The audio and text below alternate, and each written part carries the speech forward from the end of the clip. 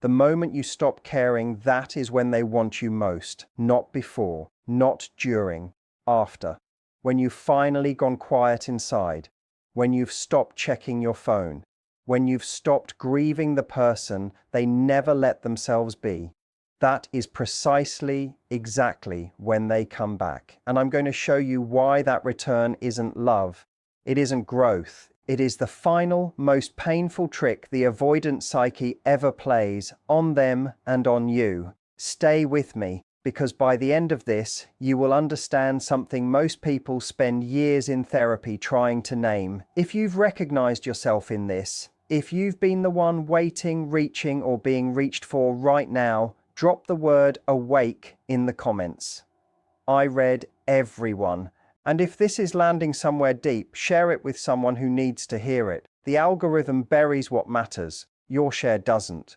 The name comes from the vacuum brand because that is precisely what it resembles. A sudden, powerful suction pulling you back the moment you begin to move away. When an avoidant senses that your emotional investment is genuinely withdrawing, something shifts underneath their surface. Not a decision, not a realization arrived at through reflection. Something older and faster than thought, an alarm, unconscious and automatic, that registers the source of proximity is leaving. It is not love that activates them.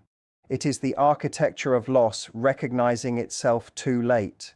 For most of the relationship, the avoidant operated in a state of quiet certainty, not arrogance exactly, but a deep, unexamined assumption that your emotional availability was a fixed condition of their world, like sunlight, like gravity, something that simply existed whether or not they reached for it.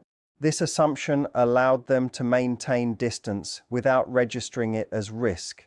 They could pull back, delay, go cold, redirect, because on some level the nervous system believed you would remain. When you stop, that assumption breaks. The system that had grown comfortable with a particular emotional arrangement suddenly has no flaw beneath it. And in the absence of that flaw, the avoidant psyche does not pause to assess, to wonder, to grow. It moves, it reaches, it initiates contact with a warmth and urgency that can feel, from the outside, like a breakthrough, like the love you had been asking for all along finally making its way to the surface.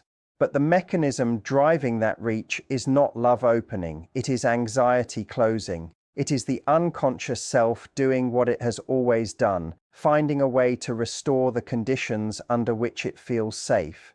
Your presence was one of those conditions. Your absence disrupts the equilibrium. The return is an attempt at restoration, not transformation. And that distinction, quiet as it is, changes everything about what comes next.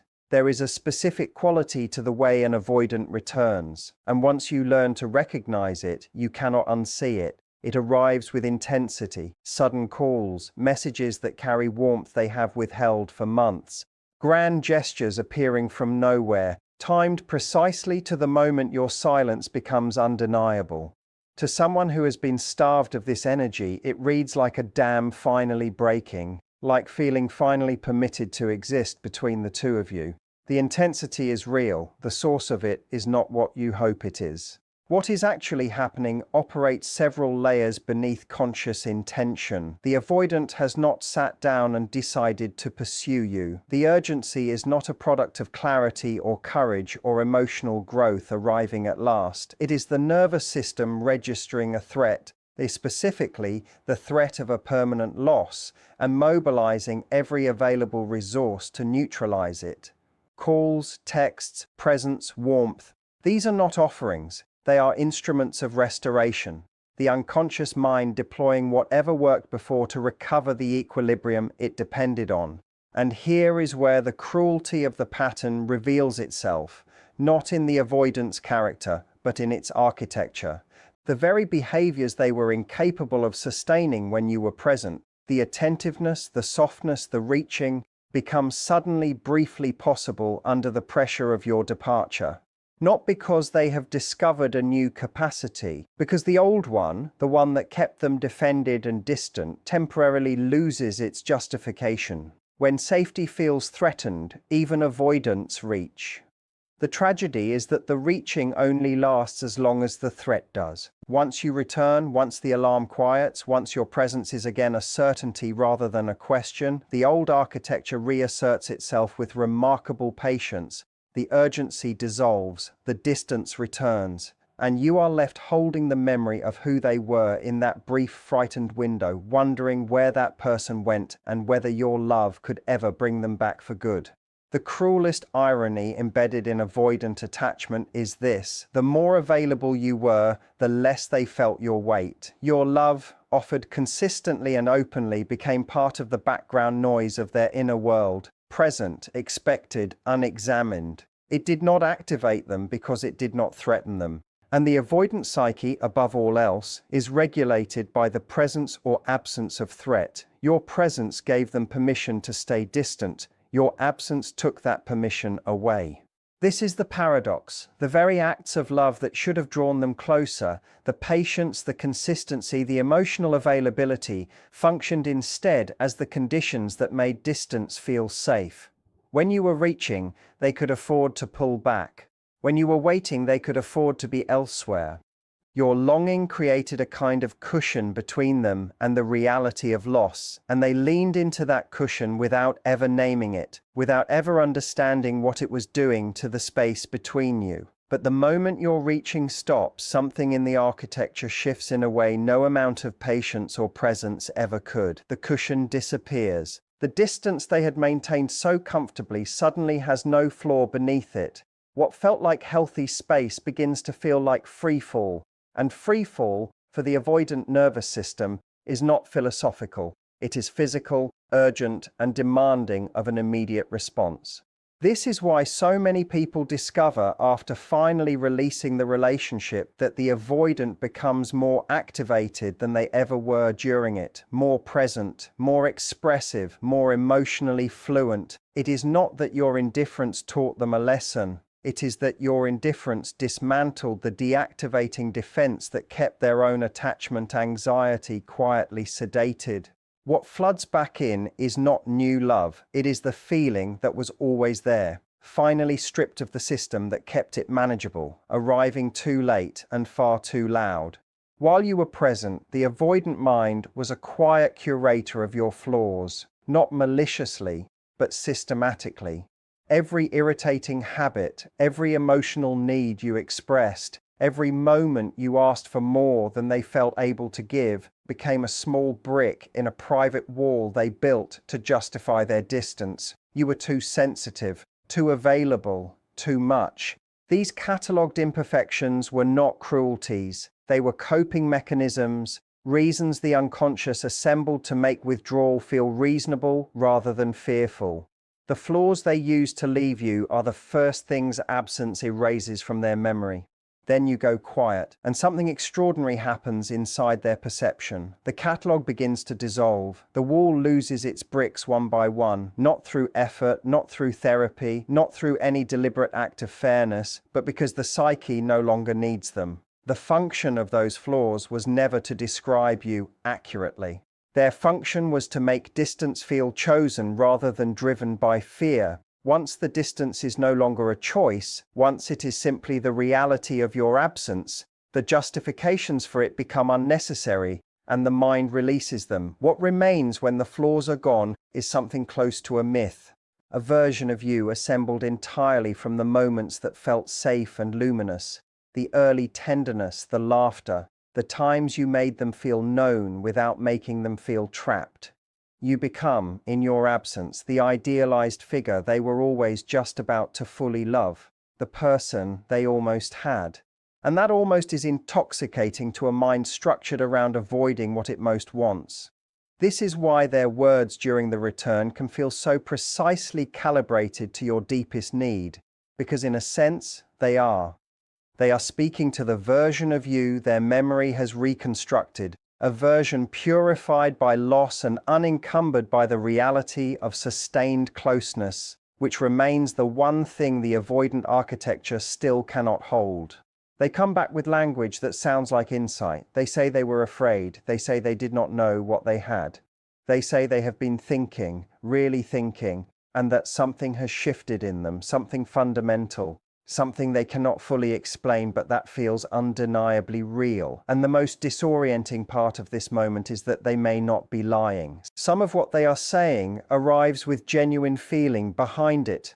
The fear was real. The missing you is real. The sense that something important is slipping away is entirely painfully real. Wisdom born in desperation is still wisdom, but it is not yet the same thing as change. This is what makes the false awakening so difficult to name and so easy to trust. It does not feel performed, because in many ways it is not. Absence and the threat of permanent loss can produce genuine moments of clarity in the avoidant mind. Brief windows where the defensive architecture drops just enough for real feeling to surface and real understanding to form. In those windows, they see the pattern, they see what their distance cost, they see you, perhaps for the first time, with something approaching full attention. But clarity arrived under pressure is not the same as the structural work required to sustain new behavior. A person can understand, in a moment of crisis, exactly what they have been doing, and still lack the internal scaffolding to do differently once the crisis passes. The insight is genuine. The capacity to hold it across time, across comfort, across the slow return of old familiar distance, that is an entirely separate matter, built through different means and over much longer ground. What you are witnessing in the false awakening is the avoidant at the outer edge of what fear can temporarily unlock in them. It is the truest version of them that panic allows. And panic by its nature does not last, which means neither does the version of them it briefly makes possible. When you finally stop chasing, stop over-explaining, and stop making yourself emotionally available in the ways you once did, the avoidant doesn't just return, they return with a kind of magnetic pull designed, unconsciously, to measure exactly how firmly you've closed the door. This is not a conscious strategy. They are not sitting somewhere calculating their next move. But the attachment system doesn't need conscious direction to run its patterns. It simply responds to threat, and your indifference reads as threat. The return itself is the test. Every text, every "I've been thinking about you," every sudden vulnerability they display after months of emotional unavailability, all of it carries an unspoken question beneath the surface. Will you come back? Will you abandon yourself again for me? They are not always aware they are asking it, but the question is there, embedded in every gesture. Here is where most people fail themselves. The warmth of reconnection feels like resolution. The familiarity feels like home. And because you still carry feelings, because genuine attachment doesn't dissolve overnight, you interpret their return as proof that the relationship was always worth fighting for. So you soften, you open, you meet them where they are, and in doing so, you answer the test in precisely the way that resets the original dynamic. You confirm that your love is elastic enough to absorb their withdrawal and still return on demand. You become, once again, the stable object they can push away without permanent consequence. The cycle doesn't restart because either of you is broken. It restarts because the unconscious learned in this very moment that distance works, that pulling back will always bring you forward. Holding your ground here is not cruelty, and it is not playing games. It is the only honest signal the avoidant attachment system can actually read. Not words, not conversations about feelings, behavior. Consistent, sustained, unambiguous behavior that communicates what no amount of verbal explanation ever could. That this time, the door genuinely closed, and opening it again requires more than urgency born from your absence. What looks like selfishness from the outside is almost never selfishness at its core. When an avoidant pulls away at the moment of closeness, minimizes your needs, disappears emotionally just when vulnerability is required, they are not doing this to you. They are doing this because of something that was done to them, long before you ever existed in their story. The avoidant attachment style does not form in adulthood. It forms in the earliest years of life, when a child learns that expressing emotional needs produces one of two painful outcomes: being ignored, or being overwhelmed. The caregiver was either emotionally unavailable, dismissive of distress, or inconsistently present in ways the child could never predict. The child, unable to change the caregiver, does the only adaptive thing available: it changes itself. It learns to need less. It learns to self-contain. It learns that emotional distance is safety and that closeness carries a hidden cost. By the time this child becomes an adult and enters intimate relationships, these lessons are no longer conscious beliefs. They are nervous system responses. They are reflexes so deeply wired that they fire before thought forms. The deactivating behaviors, the withdrawal, the sudden coldness, the manufactured reasons for distance are not chosen. They are the shadow of that original wound moving through a grown body, operating on logic that made perfect sense in childhood but quietly destroys connection in adulthood. This matters enormously for how you hold what happened between you.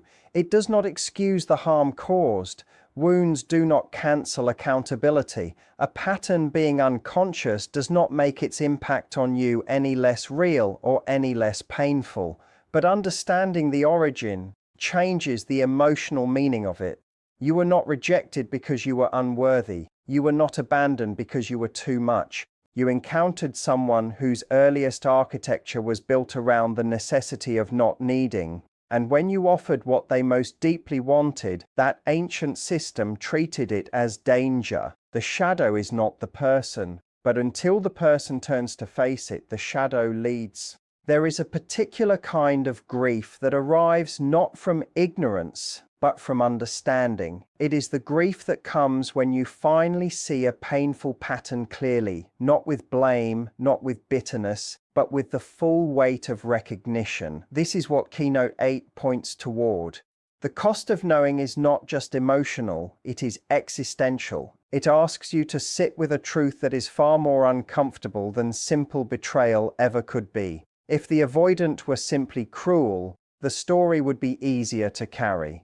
Cruelty has a clear villain. It gives you something clean to push against, a reason to leave that requires no further examination. But that is not what this is. What this is, what makes it so quietly devastating, is that two people, both shaped by wounds neither fully chose, found each other and built a cycle that hurt them both while neither one completely understood why. You were not passive in this. That is the part that lands hardest. Your anxious reaching, your willingness to shrink, your repeated returns after withdrawal. These were not weaknesses of character. They were the logical expressions of your own attachment history, your own early lessons about love and what you must do to keep it. You learned that love requires pursuit. The avoidant learned that love requires distance. And together, without any conscious agreement, you recreated the precise dynamic that confirmed both of your deepest fears. This is not a comfortable thing to know about yourself. It requires a level of honest self-examination that most people actively avoid because it removes the simplicity of blame. You cannot stand entirely in victimhood once you recognize your own participation. And yet you also cannot stand in self-blame because participation in an unconscious cycle is not the same as fault. What knowing costs you is the clean narrative. What it gives you, slowly, painfully, if you let it, is the only thing that actually breaks the cycle. Not understanding the avoidant, understanding yourself. That is where the pattern finally loses its power over your future.